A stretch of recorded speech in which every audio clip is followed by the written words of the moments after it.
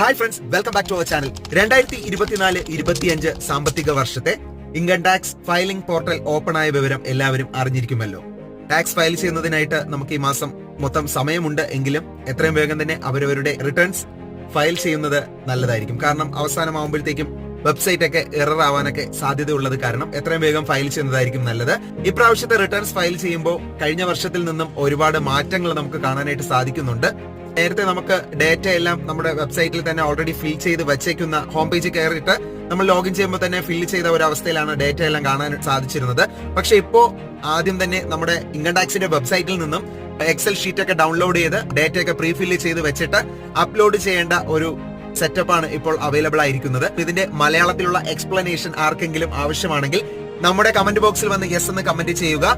ആവശ്യക്കാരുണ്ടെങ്കിൽ തീർച്ചയായിട്ടും detail video ഉടൻ തന്നെ ചെയ്യുന്നതായിരിക്കും. അപ്പോൾ നമുക്ക് വീണ്ടും കണ്ടുമുട്ടാം. അതുവരേക്കും സൈനിങ് ഓഫ്.